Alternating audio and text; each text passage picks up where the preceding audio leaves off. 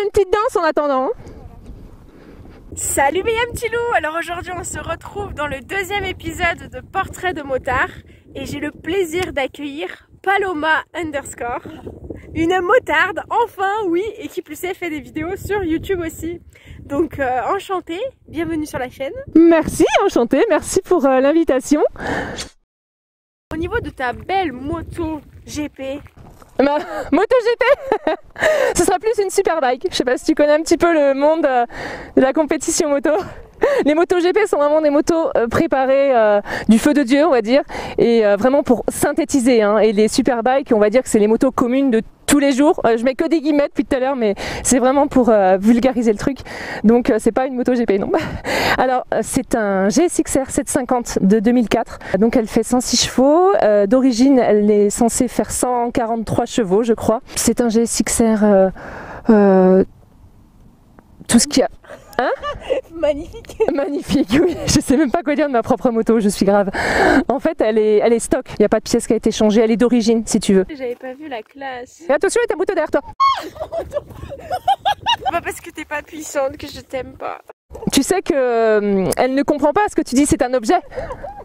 Oui, je n'ai pas non plus de surnom pour ma moto, moi c'est le Gex. Hein. Elle est stock, elle est d'origine à part le pot Léo Vince, qui n'a pas de chicane, on va pas le dire. Tu m'as demandé jusqu'à combien je suis montée et j'étais en train de te dire que j'étais pas une mordue, si tu veux, de vitesse pure. Moi ce que j'aime bien c'est prendre de belles trajectoires, ça veut pas dire que c'est le cas, je suis loin d'être une pilote. J'ai une moto sportive, mais je me considère pas comme une vraie pilote. Je veux dire, c'est vraiment parce que je suis amoureuse de cette moto, que j'adore les sportives en général. Et c'est pour ça que je l'ai. Je suis pas montée très haut, hein, je vais pas me vanter d'être montée à 2,99. On n'a tellement pas l'opportunité de rouler vite sur route et c'est tellement pas fait pour ça de toute manière. Ça m'intéresse pas en fait. Et en plus, je pense que je me ferais peur. Quel est ton prénom? Je vais être originale. Je m'appelle Paloma. Je suis pas du tout originale, mais c'est comme ça. Et ma chaîne s'appelle Paloma avec le petit underscore, le tiré du 8. J'y tiens beaucoup parce que c'est ça qui fait toute la différence. Mon caractère motarde, j'entends bien sûr. Il est assez calme, un peu déluré comme tu as pu le voir, à faire un peu la faux folle. Mais sinon, en termes de conduite, je suis pas du tout imprudente ou je cherche pas à me faire peur. Pourtant, j'ai une moto qui s'y prête. J'ai pas dans ma tête ce brin de folie, mais folie pure que certains ont. Et c'est mon avis. Si vous voulez rouler comme des débiles, je vais me faire lyncher, je pense. C'est votre choix, mais moi, c'est pas le mien. Pardon.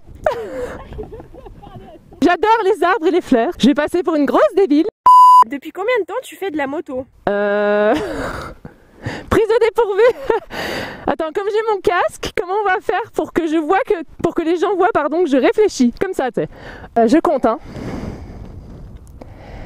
En juin, ça fera 14 ans que j'ai le permis moto. Waouh! Le permis A. A. A. Ça fait pas un A, mais... Ah ouais, mais ça fait un moment en fait que tu roules. Ça fait un moment, ça fait 14 ans que j'ai le permis A. Et voilà, je connais pas le permis A1, A2, passerelle et machin. Je suis perdue avec tous vos trucs, et donc voilà, 14 ans. Bon bah super. Et ta première moto du coup c'était quoi, en cylindrée, en marque? Ma première moto c'était une Suzuki, pour pas être très original, c'était un 600 Bandit, un B6.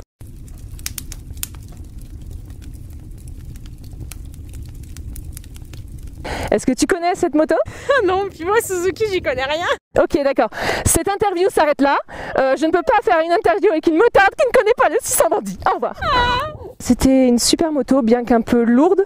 Et quand j'ai eu mon GSX-R, bah, celui-là en fait, ça a été le bonheur total. D'accord, ouais, tu t'y plais bien dessus. Ouais, je m'y plais bien, mais j'aimerais encore plus m'y plaire pour être encore plus à l'aise.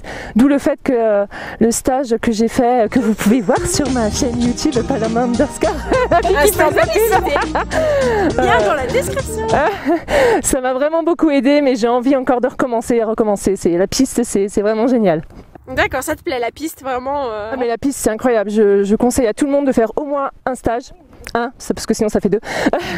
Au moins un stage une fois dans sa vie, parce qu'on a des instructeurs, en tout cas moi c'était mon cas, des instructeurs géniaux qui te montrent plein de choses, qui te jugent pas, qui... Je ne sais pas comment te dire ça parce que je suis stressée de faire cette vidéo avec toi. J'en perds tous mes mots, tout mon latin. Trop de charisme chez YMT, non, je déconne. Savez-vous que j'ai également une page Instagram où évidemment je montre mes seins? Non, je rigole, c'est pas vrai. Je ne suis pas ce genre de femme. J'aime le sensuel, j'aime le sexy, j'aime faire des jolies photos, mais vous ne verrez jamais ça sur ma chaîne YouTube, oui, et sur mon compte Instagram. Encore heureux sur ta chaîne YouTube. Qu'est-ce que je peux dire comme connerie? Je m'épuise. Je m'épuise. Tu t'épuises. Peux-tu nous dire pourquoi as-tu choisi la moto? Qu'est-ce qui t'a attiré? Qu'est-ce qui te plaît dans cette pratique-là? C'est une question difficile. J'ai envie de te dire que j'ai pas envie d'aller rouler à moto. J'ai besoin d'aller rouler à moto. Et je pense que tout motard qui a ça dans le sang me comprend quand je dis ça. C'est vraiment un besoin, c'est viscéral, c'est dans mes tripes.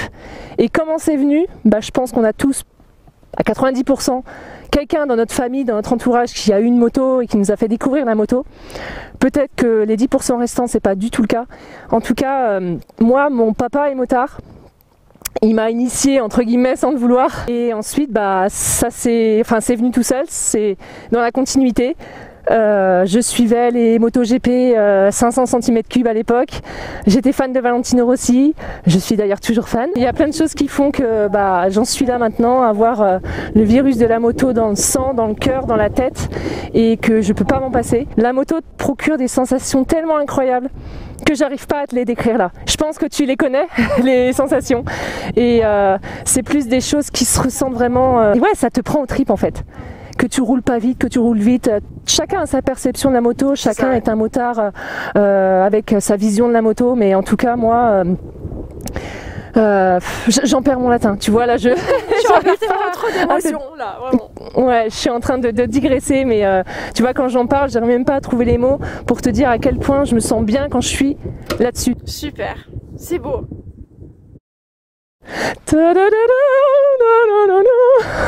Alors non, moi c'est plus... Ouais, toi par contre, c'est plus ce style-là. Ma chère, oui. Aurais-tu eu dans ta carrière de motarde, voilà, on parle d'une longue carrière, 14 ans quand même, hein, c'est pas rien, aurais-tu pris des chutes et si tu peux nous raconter un petit peu, ça nous fait un retour d'expérience aussi. Des chutes, je sais pas, des chutes... Comme celle-là? C'était pas du tout mise en scène. Voyons, je suis quelqu'un de très drôle. Mes heures perdues. La folie de Yamte et la folie de Paloma _, c'est la même. Mais bien sûr que j'ai eu des chutes. Ma vidéo de 2017 que tu as peut-être vue quand je me suis cassé la gueule en sortant d'une station essence. Chute qui est quand même assez incompréhensible.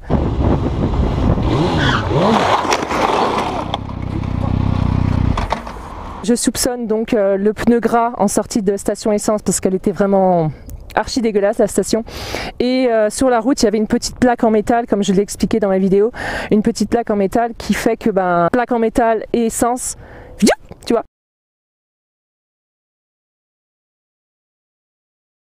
C'était un mauvais souvenir. Je pense que tous les motards ont chuté au moins une fois et ça laisse pas un bon souvenir. Sinon, oui, j'ai chuté encore peut-être 2 ou 3 fois. À Saint-Étienne, en fait, il y a un tramway et à un moment donné, pour rejoindre la voie de circulation voiture et moto, il faut traverser les rails de tramway, tu es d'accord? Oui. Et en plein hiver, je pense pas assez braquer la roue parce que j'ai pris en diagonale, j'aurais dû prendre plus comme ça parce que je suis tombée. Les rails du tramway étaient complètement gelés ou extrêmement froide et du coup ça n'a pas plu à mon pneu. Sinon, comme je te l'ai dit tout à l'heure, il m'est arrivé une petite chute vraiment bénigne mais qui m'a quand même fait chier. C'est entièrement de ma faute parce que je suis très têtue, pour ne pas dire obstinée, parfois, pas tout le temps.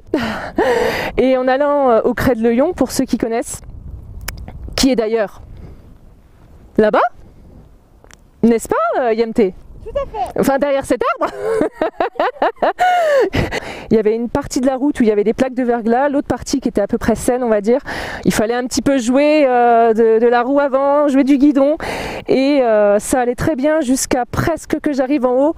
Eh bien, j'ai roulé sur une plaque de verglas en me disant que ça passerait parce que j'ai roulé sur des plaques de verglas juste avant parce qu'il y a des endroits où vraiment il n'y avait que du verglas mais c'était léger. Et boum. Il y a un monsieur qui est passé, je lui ai demandé de m'aider à la relever parce que c'est en montée quand on va au Crêt de Lyon. et ma moto descendait tout doucement sur ses tampons de protection. Alors j'ai fait waouh, on l'arrête, monsieur s'il vous plaît, venez m'aider. Et voilà comment passer pour une grosse greluche sur YouTube. Merci, au revoir. Dégueulasse la moto de Paloma Underscore, mais j'y crois pas. Excuse-moi, je ne suis pas du genre Instagrammeuse, influenceuse et machin à avoir tout nickel quand je prends des photos ou je fais des vidéos. Non, justement, mon casque doit d'ailleurs être dégueulasse. Ouais, mais je pense qu'on voit pas trop, tu vois. Bon bah ça va. Tu me parlais de mes chutes tout à l'heure. Viens voir. Le côté obscur de ma moto, le côté joli, le côté pas joli. Parce que si tu peux voir ici, bien amoché. Ouais, là, il y a le gros trait. La grosse éraflure, ouais. Là, les raflures. Le magnifique tag. Chut, on montre pas ça. Ah ouais, elle est crados un peu. Et il y a un pigeon qui s'est lâché dessus là. Le pot a pris. Mes top blocks, je les avais après ma chute. Je les ai pas montés tout de suite. Je me suis cassé la gueule et je me suis dit ah oui, j'aurais dû mettre mes top blocks. Et pour trouver un carénage, un flanc droit de GSX-R 2004, c'est, je dis pas impossible, mais pas loin. Donc petite annonce à Suzuki France, donnez-moi un petit carénage droit s'il vous plaît. Merci pour le don. Instant fun, est-ce que tu aurais des anecdotes drôles à nous raconter, soit sur la route, avec ta moto, des potes, ou qu'est-ce que tu aurais vécu vraiment de drôle en anecdote que tu peux nous raconter? Alors, réfléchissons. Ah, je kiffe. Elle est comique cette dame. Des anecdotes, oh, mais j'avais envie de me prendre le front avec les mains. Et voilà, c'est ça de vouloir rester anonyme, hein. C'est voilà, c'est pas facile. Et puis de se faire interviewer, c'est tellement nouveau. Enfin, interviewer, c'est un grand mot, mais je suis pas bien là. Je ne sais pas si ça se voit, mais je suis très mal à l'aise. Tu m'as demandé de te raconter des anecdotes motardes. C'est compliqué à trouver, hein. Mais après mûre réflexion, je pourrais les classer en deux catégories. Les anecdotes drôles et les anecdotes pas glop. En anecdote drôle, je pourrais citer ma connerie, tout simplement. J'en ris aujourd'hui, mais je riais jaune lorsque je me suis vautrée en pleine montée alors que je roulais sur une plaque de verglas. Quelle idée! C'est ce que je t'ai raconté lors de notre rencontre. Je peux aussi citer la tête de certains hommes lorsqu'ils apprennent que je suis motarde et que je roule en sportive. Je les vois s'imaginer que je suis une pilote qui maîtrise, limite que je suis une guerrière chevauchant son destrier d'acier, alors que pas du tout en fait. Je suis une simple motarde qui roule sans prétention et jamais plus haut que ses pompes. En anecdote pas glop, malheureusement, il y en a et il y en aura toujours. Je commencerai par les réflexions sexistes. Je te passerai les détails, je pense que tu vois de quoi je parle. Et puis il y a aussi certains caisseux qui te collent aux fesses pourquoi d'ailleurs? Me mettre la pression pour que je roule plus vite ou pour me tester? Voir mon arrière-train? Aucune idée. Ça t'est déjà arrivé ça? Ou encore la tête que font certains mécanos quand je leur demande quelque chose ou que je leur parle mécanique avec mes petites connaissances. À croire qu'ils s'attendent à ce que je dise n'importe quoi ou que je ne comprenne rien quand ils m'expliquent quelque chose sous prétexte que je suis une femme. Alors certes, on ne s'improvise pas mécano et je ne suis pas omnisciente, mais je ne demande qu'à apprendre et à comprendre. Tu m'as également demandé de te donner 3 conseils en termes de moto. Alors, ce ne sont pas vraiment des conseils, hein. Et puis, qui suis-je pour donner des conseils en termes de moto? Tu me poses une colle là encore, hein. Donc je dirais simplement ces petites choses. Restez humble, respectez-vous et respectez les autres. Et enfin et surtout, qui que vous soyez, homme, femme, autre, faites-vous plaisir, osez. On n'a qu'une seule vie, bordel. Et conseils qui ne sont pas uniquement valables dans le monde de la moto d'ailleurs. Ne cherchez pas à vous faire peur. Ne cherchez pas à vous faire peur. Ayez confiance en vous, mais pas trop. Et prenez du plaisir, surtout prenez du plaisir. C'est que du plaisir la moto. J'ai pas envie de faire de la moto. J'ai besoin de faire de la moto. Et je crois que ça résume assez bien la manière dont je perçois ma passion. Certains diront que j'exagère, mais même sans que ce soit vital, c'est un besoin nécessaire à mon bien-être. Une passion qui me prend aux tripes. En plus du plaisir que me procure le simple fait d'aller rouler, même quelques minutes, ça me donne la pêche. J'oublie tout. Plus rien ne compte si ce n'est la conduite. Le fait de ne faire qu'un avec ma moto, de me sentir libre, de pouvoir ressentir la chaleur, le froid, le vent, de pouvoir admirer les paysages, d'avoir des pics d'adrénaline. Tout ça me vide la tête, me déstresse et me permet de me déconnecter. Peu importe si le confort n'est pas là. Rouler à moto est une chose incroyable. Je peux pas m'y habituer et m'en lasser. Il y a également beaucoup de choses qui gravitent autour de la moto que j'aime. Malgré mon petit côté asocial et solitaire, les rencontres éphémères avec des inconnus en font partie. Comme avec ces deux gars, Angers Sixer et ZXDixer, que nous avons rencontrés sur le chemin du retour. Nous vivons tous cette passion différemment, et chacun à notre manière en fait. Mais nous sommes réunis pour la même cause, le plaisir de rouler et de partager ça. C'est aussi ce côté fédérateur qui me plaît. En fin de journée, j'ai bien kiffé ce moment où on a roulé quelques minutes avec ces deux gars justement. Même si nous n'étions pas sur les plus belles routes en fait, peu importe. Même sans s'être parlé, même si on ne se reverra peut-être jamais. Selon moi, il n'y a pas de passion plus belle qui regroupe autant de choses positives. Bref, quand je roule à moto, je me sens vivante. Tout simplement.